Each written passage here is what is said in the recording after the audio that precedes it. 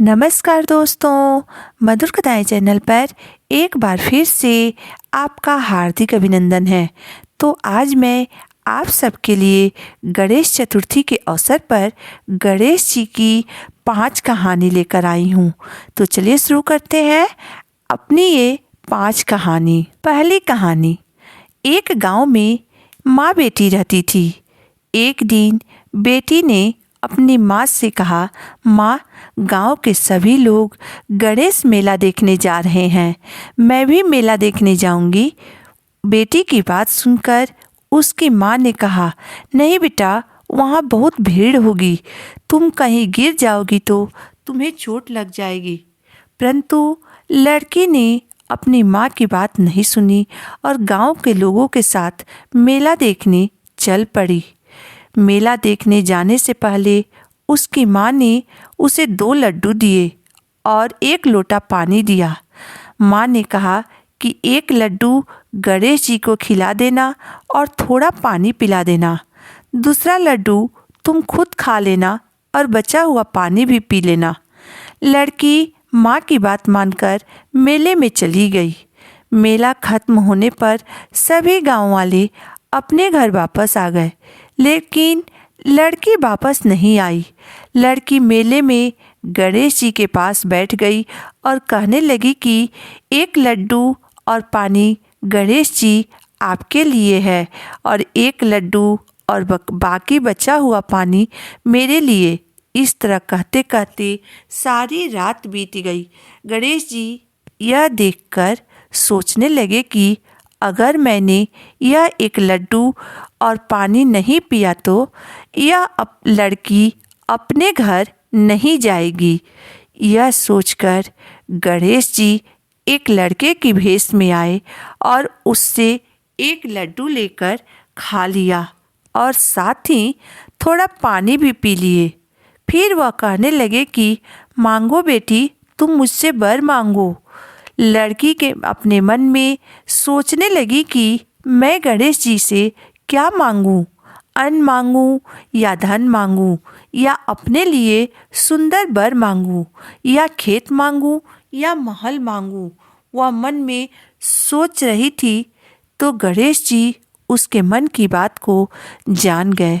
वह लड़की से बोले कि बेटी, तुम अपने घर जाओ और तुमने जो भी अपने मन में सोचा है वह सब तुम्हें मिलेगा। लड़की अपने घर पहुंची तो उसकी माँ ने पूछा, बेटी, इतनी देर कैसे हो गई? बेटी ने कहा, माँ, आपने जैसा कहा था मैंने वैसा ही किया और देखते ही देखते जो भी लड़की ने सोचा था वह उसका सब कुछ गणेश जी ने पूरा कर दिया। हे गणेश जी महाराज, यह कथा कहने और सुनने वालों की भी सभी मनोकामनाएं पूर्ण करिएगा। जय गणेश जी महाराज। दूसरी कहानी। एक गांव में एक बुढ़िया माई रहती थी। वह बहुत ही गरीब और अंधी थी। उसके 1 बेटा और 1 बहू थी। वह बुढ़िया सदैव गणेश जी की पूजा किया करती थी। एक दिन गणेश जी ने प्रकट होकर उस बुढ़िया माई से बोले, माँ, तुम जो चाहो वह मुझसे वरदान मांग लो। बुढ़िया माई बोली, मुझे तो वर मांगना आता ही नहीं है। मुझे समझ में नहीं आ रहा है कि मैं कैसे और क्या मांगूं। तब गणेश जी बोले, अपने बेटे बहू से पूछ कर मांग लो। तब बुढ़िया ने अपने बेटे से कहा, गणेश जी कहते हैं कि मैं उनसे कुछ वर मांगूं। अब तुम ही बताओ मैं उनसे क्या मांगूं। उनके पुत्र ने कहा, माँ, तुम उनसे धन मांग लो। उनकी बहू ने कहा, माँ, तुम उनसे अपने लिए नाती मांग लो। तब बुढ़िया ने सोचा कि ये तो अपने अपने मतलब की बात कह रहे हैं। उस बुढ़िया ने पड़ोसिनों से पूछा तो उन्होंने कहा, बुढ़िया माई, तुम थोड़े दिन और जियोगी, तुम धन और नाती का क्या करोगी? तुम तो अपनी आंखों की रोशनी मांग लो, जिससे तुम्हारी जिंदगी आराम से कट जाए। तब बुढ़िया गणेश जी से बोली, यदि आप मुझ पर सचमुच प्रसन्न हैं तो मुझे 9 करोड़ की माया दीजिए, निरोगी काया दीजिए, अमर सुहाग दीजिए, आँखों की रोशनी दीजिए, नाती और पोता दीजिए और सब परिवार को सुख दीजिए और अंत में मुझे मोक्ष दीजिए। यह सुनकर गणेश जी बोले, बुढ़िया माई, तुमने तो मुझे ठग लिया। फिर भी तुमने जो मांगा है वह मैं अपने वचन के अनुसार सब तुम्हें दूंगा। और यह कहकर गणेश जी अंतर्ध्यान हो गए। उधर बुढ़िया माई ने जो कुछ भी गणेश जी से मांगा था वह उसे सब कुछ मिल गया। इसलिए हे गणेश जी महाराज, जैसे आपने बुढ़िया माई की सभी इच्छाएं पूरी की, वैसे ही आप अपने सभी भक्तों की सभी इच्छाएं पूरी करिएगा। जय गणेश जी महाराज। तीसरी कहानी। एक समय की बात है, एक गांव में एक भाई और बहन रहते थे। बहन का नियम था कि वह अपने भाई का चेहरा देखकर ही खाना खाती थी। इसलिए वह हर रोज सुबह उठती थी और जल्दी जल्दी अपने घर का सारा काम करके अपने भाई का मुंह देखने के लिए उसके घर चली जाती थी। एक दिन भाई के घर जाते समय रास्ते में उसे एक पीपल के पेड़ के नीचे गणेश जी की एक मूर्ति दिखाई दी। उसने तुरंत गणेश जी के सामने हाथ जोड़कर कहा कि हे भगवान, मेरे जैसा अमर सुहाग और मेरे जैसा अमर पीहर सबको दीजिएगा। यह कहकर वह आगे बढ़ गई। जंगल के झाड़ियों के कांटे उसके पैरों में चुभ गए। एक दिन भाई के घर जब वह पहुंची तो वह भाई का मुंह देखकर घर बैठ गई। तो उसकी भाभी ने पूछा, बहन, आपके पैरों में क्या हो गया है? यह सुनकर उसने अपनी भाभी को जवाब दिया कि भाभी, रास्ते में जंगल के रास्ते आते हुए झाड़ियों के गिरे हुए कांटे मेरे पाँव में चुभ गए हैं। जब वह अपने घर वापस चली आई तब उसकी भाभी ने अपने पति से कहा कि आपकी बहन जंगल से आती है तो उनके पैरों में कांटे चुभ जाते हैं, इसलिए आप जंगल को साफ करवा दीजिए। भाई ने कुल्हाड़ी लेकर सारी झाड़ियों को काटकर रास्ता साफ कर दिया। रास्ता साफ करने के कारण गणेश जी का स्थान भी वहाँ से हट गया। यह देखकर गणेश जी को बहुत गुस्सा आया और उसने उस लड़की के भाई के प्राण तत्काल हर लिए। लोग अंतिम संस्कार के लिए जब उसके भाई को ले जाने लगे तब उसकी भाभी ने रोते हुए कहा, आप लोग थोड़ी देर और रुक जाइए, इनकी बहन आने वाली है। वह अपने भाई का मुंह देखे बिना नहीं रह सकती है, उसका यह नियम है। तब लोगों ने कहा, आज तो अपने भाई का मुंह देख लेगी, पर कल कैसे देखेगी? रोज की तरह बहन अपने भाई का मुंह देखने के लिए जब जंगल से निकली तब जंगल में उसने देखा कि सारा रास्ता साफ किया हुआ है। जब वह आगे बढ़ी तो उसने देखा कि सिद्धि विनायक की मूर्ति भी अपने जगह पर नहीं है, उसे भी हटा दिया गया है। तब उसने जाने से पहले गणेश जी को एक अच्छे स्थान पर रखकर उन्हें ध्यान करके और हाथ जोड़कर बोली, भगवान, मेरे जैसा अमर सुहाग और मेरे जैसा अमर पीहर आप सबको दीजिएगा। और यह बोलकर वह आगे बढ़ गई। भगवान तब सोचने लगे कि अगर इसकी लड़की की बात नहीं सुनी तो हमें कोई भगवान नहीं मानेगा, हमें कोई नहीं पूजेगा। तब सिद्धि विनायक ने उसे आवाज़ दी, बेटी, इस खेजड़ी के पत्ते को दूध में घोलकर अपने भाई के ऊपर छींटा मार देना, वह उठकर बैठ जाएगा। यह सुनकर जब बहन पीछे मुड़ी तो वहाँ कोई नहीं था। फिर वह यह सोचने लगी कि ठीक है, जैसा मैंने सुना है वैसा कर लेती हूँ। फिर वह 7 खेजड़ी के पत्तियों को तोड़कर अपने भाई के घर पहुंची। उसने देखा वहाँ कई लोग बैठे हुए हैं। उसकी भाभी बैठकर रो रही है और भाई की मृत शरीर वहाँ पड़ा हुआ है। तब उसने उस पत्तियों को किसी को बताए बिना ही भाई के ऊपर पानी में मिलाकर छींट दिया।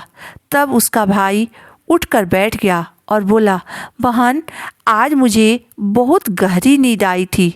तब उसकी बहन बोली, भाई, यह नींद किसी दुश्मन को भी न आए। और उसने अपनी सारी बातें भाई को बता दी। यह एक, हे गणेश जी महाराज, जिस तरह आपने उस बहन के भाई की रक्षा की, उसी तरह अपने हर भक्त का हर विपदा से रक्षा करिएगा और उसका कल्याण कीजिएगा। जय गणेश जी महाराज। चौथी कहानी। एक बुढ़िया माई थी। वह मिट्टी के गणेश जी की पूजा करती थी। वह रोज गणेश जी की मूर्ति बनाती थी, पूजा करती थी, परंतु जल डालते ही गणेश जी की मूर्ति गल जाती थी। एक दिन उसने देखा कि एक सेठ का मकान बन रहा था। वो मिस्त्री से जाकर बोली, मिस्त्री, मेरे लिए एक पत्थर का गणेश जी बना दो। तब वह मिस्त्री बुढ़िया की तरफ देखकर हंसते हुए बोला, जब तक मैं तुम्हारे गणेश जी का मूर्ति बनाऊंगा तब तक मैं अपना दीवार जोड़ लूँगा। मिस्त्री की बात सुनकर बुढ़िया को गुस्सा आ गया और उसने कहा, तुम्हारी दीवार टेढ़ी हो जाए। और बुढ़िया के इतना कहते ही सच में मिस्त्री ने जो दीवार बनाई वह दीवार टेढ़ी हो गई और गिर गई। अब मिस्त्री हर बार दीवार बनाता और दीवार टेढ़ी होकर गिर जाती। जब शाम को सेठ अपना मकान देखने आया तो उसने देखा कि मिस्त्री बार बार दीवार बना रहा है और दीवार टेढ़ी होकर गिर जा रही है। तब उसने मिस्त्री से पूछा, आखिर ऐसा क्या हुआ जो तुम बार बार दीवार बना रहे हो और दीवार टेढ़ी होकर गिर जा रही है? तब मिस्त्री ने कहा, जानते हैं मालिक, आज हमारे पास एक बुढ़िया आई थी और बोली, तुम एक मेरे लिए गणेश जी का पत्थर का मूर्ति बना दो। तो मैंने कहा कि जितना देर में मैं तुम्हारा पत्थर की मूर्ति बनाऊंगा उतना देर में मैं अपनी दीवार जोड़ लूँगा। तब उस बुढ़िया ने गुस्साते हुए कहा, तुम्हारी दीवार टेढ़ी हो जाए, और तभी से मैं दीवार बनाने की कोशिश कर रहा हूँ, परंतु दीवार टेढ़ी होकर गिर जा रही है। तब सेठ ने तुरंत उस बुढ़िया को बुलाया और कहा, माई, मैं तुम्हें सोने की गणेश जी की मूर्ति बनवा कर दूंगा, परंतु तुम मेरी दीवार सीधी कर दो। सेठ ने बुढ़िया को सोने का गणेश जी का मूर्ति बना कर दिया और बुढ़िया ने तुरंत कहा, हे गणेश जी महाराज, सेठ की दीवार को सीधी कर दो। बुढ़िया के इतना कहते ही सेठ की दीवार सीधी हो गई और उसका मकान बन गया। हे गणेश जी महाराज, जैसे आपने बुढ़िया की पुकार सुनी, बुढ़िया की बात मानी, वैसे ही अपने सभी भक्तों पर कृपा करिएगा। जय गणेश जी महाराज। पांचवी कहानी। एक बार एक सास और बहू ने गणेश चौथ का व्रत किया।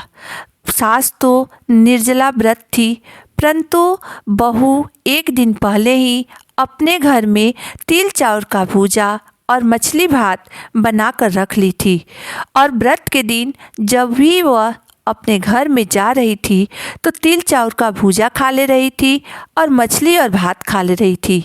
यह बात उसकी सास नहीं जानी और उसका पति घर में दरवाजे के पीछे छिपकर उसे अपनी पत्नी को तिल चाउर का भूजा और मछली भात खाते हुए देख रहा था।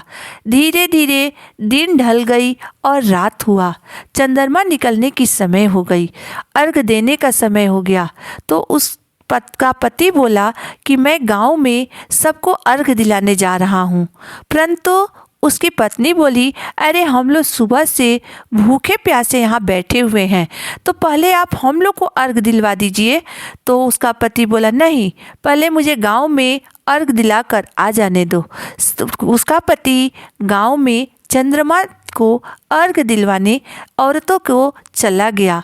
और जब वह अर्घ दिलवा कर आया तो अपनी माँ को अर्घ दिलवाने लगा।